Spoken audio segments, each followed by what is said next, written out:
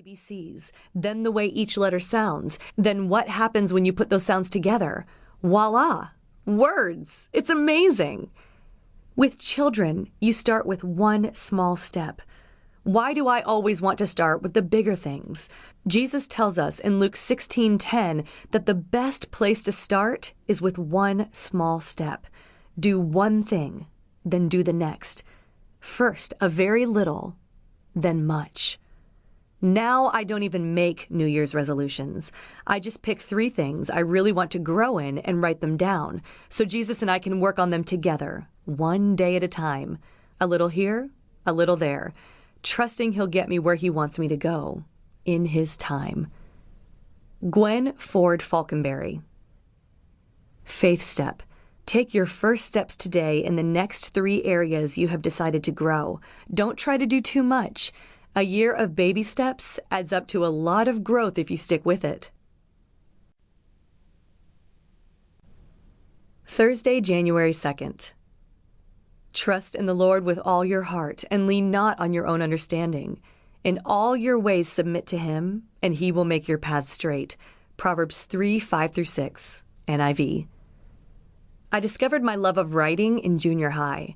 I wrote stories about girls who wore purple eyeshadow and teal mascara. I was forbidden to wear eye makeup until high school. I poured all my angst into those stories. Writing became my creative outlet and safe place. Jesus has an unpredictable way of bringing our dreams full circle. Here I am, decades later, teaching junior high schoolers how to write, unleashing dreams and potential. I'm offering a space of creativity along with a side of homework. I'm pretty sure that purple eyeshadow and teal mascara are a thing again. What are the odds?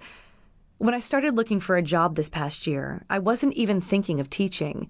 I was looking into administrative work and writing content for large companies. Jesus had other ideas. He puts us in places where we have to rely on Him, places where we know that He's in charge and that He's the only one who can get us through. Jesus flings open doors of opportunity that make us more than a little sweaty. He sends opportunities where fear grips the backs of our throats and sets our hearts pounding. Opportunities like teaching vocabulary to 25 sixth graders. He wants our fears to launch us toward faith. Then He grins and says, "Do you trust me? Because together we can do this." He's asking us to let go of our own understanding so that He can make our paths straight. Susanna Foth Ottman. Faith step. What is the next step that you're getting ready to take? Are you banking on your own understanding? Ask Jesus to make your path straight. Listen for His leading. Friday, January 3rd. We know that we have come to know Him if we keep His commands. But if anyone obeys His word, love for God is truly made complete in them. 1 John 2:3-5. NIV. Last year, I joined a gym. I'd let too much time pass by without any regular exercise. It showed, both in my tight clothing and doctor's bills. It was time to get back in shape. I began going to the gym 3 mornings a week. At first it was grueling, but soon physical benefits became apparent.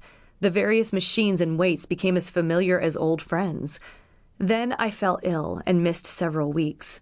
When I finally was strong enough to return, the circuit seemed impossible.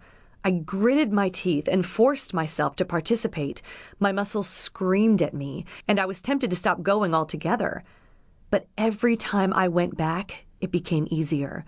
The weights didn't strain my arms and legs as much, and if I had to postpone a workout, my muscles missed it.